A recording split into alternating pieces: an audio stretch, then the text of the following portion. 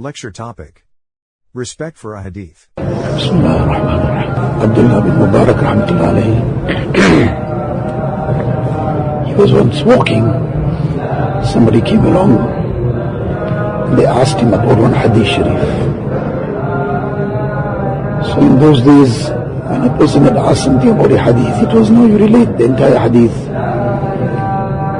So these people had the Hadith Sharif at the tip of their tongue.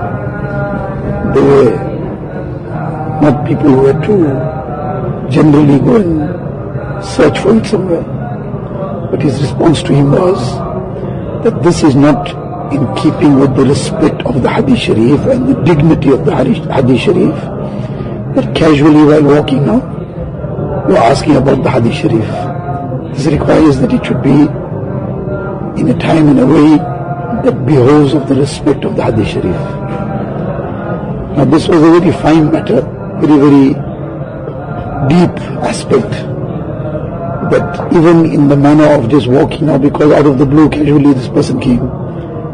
So in other words, when a person has something very important to discuss, for example, it's some legal matter, it's a medical issue, the person who's an expert in that field, he'll 99% of the time never ask such a thing just on the street somewhere. It won't be just in a casual way walking somewhere, because it's something delicate, it's something that needs to be done in a way that it can be done correctly also. But that is in keeping with the etiquette of asking somebody something of a more sensitive nature. So for the things of dunya, some legal matter, some financial issue, some medical matter, so a person shows the dignity to that aspect. So for deen and for the Hadith Sharif, what level of dignity should be shown to that? So now the lesson in this is that what consciousness these people had, that is not who I am nobody, but Allah Ta'ala has blessed with the knowledge of Hadith Sharif, I have to respect that.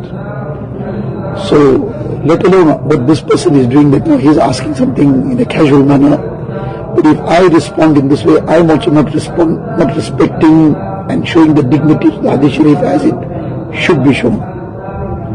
So if this was the extent of dignity and respect that they had in their hearts, that what respect they have to show to the Hadith Sharif, then can we imagine then how they conducted themselves at all other times, whether in public, whether in privacy, because this was the respect and the honor they had for the ilm that Allah Ta'ala blessed them with.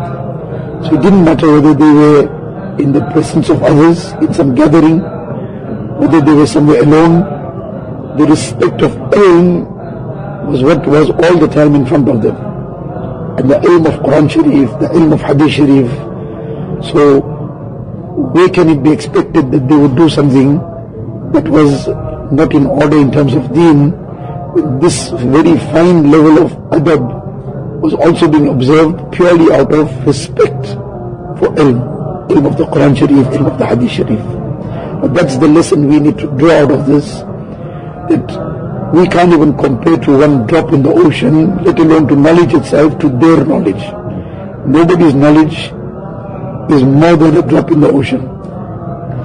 But our knowledge compared to theirs is not even a drop in the ocean. So, though we don't even have that bit of knowledge that they had, but it's still some fine little dot of ilm somewhere Allah Ta'ala has blessed us with. We cannot make na-shukri of that and be ungrateful to Allah Ta'ala for that ni'mat which He has blessed. So nevertheless, that too is Allah's ni'mat.